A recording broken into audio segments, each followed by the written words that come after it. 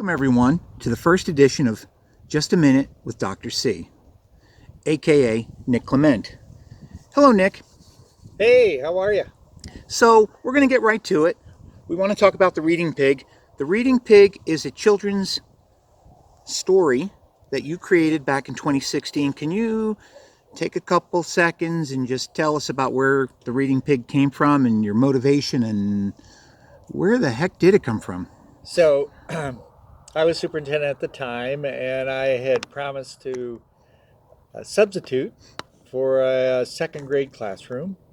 And I thought I was going to be the best second grade substitute ever. So, one of the things I did is I had this rubber pig that I'd used in a workshop. And I thought, oh, I'll bring the rubber pig and dazzle the students with it. And I'll call it the Reading Pig and let them hold it while I read and reading circle. And so I had this grandiose vision of that I was going to really connect with these second graders. And that was furthest from the truth that actually happened, because I didn't know these second graders. I hadn't spent the time to get to know them, come in a day or so early. And the day, they might have enjoyed the day, but it was in substitute terms, you would call it a disaster.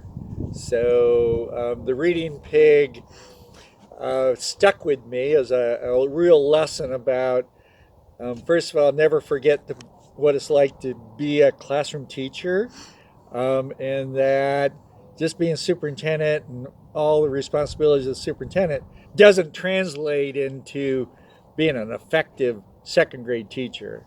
So that lesson really stuck with me even after I retired, and it became a chapter in a leadership book I wrote.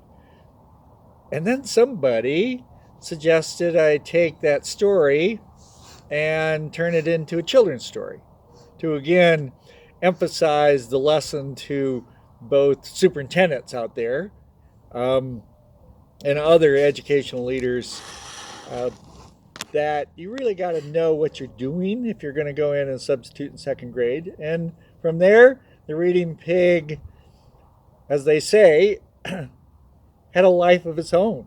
And we're now 4 stories into a series, with a 5th story coming on board. And actually is a children's literacy project that has been funded through Northern Arizona University through an Eminent Scholars grant. And we're looking to add additional titles.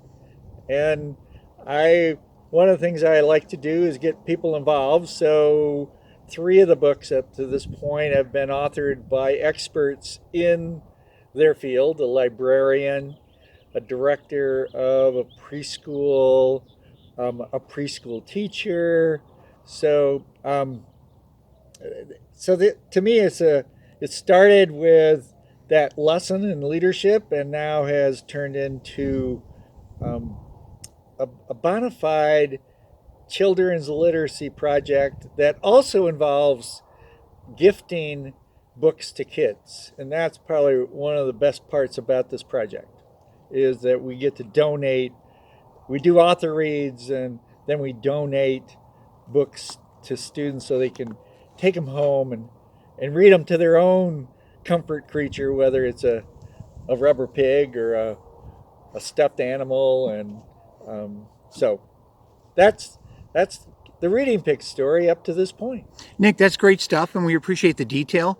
You're well over your minute, but we anticipated doing that.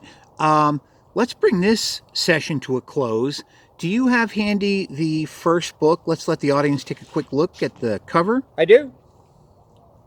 And so you're the titled author on this one, and just give us 30 seconds or so on the illustrating.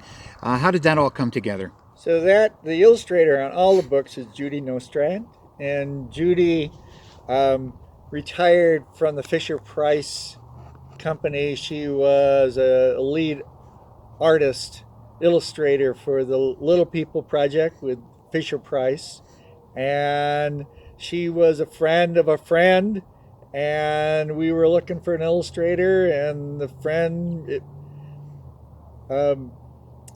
steered us in a direction of Judy, and it's been just an incredible partnership ever since.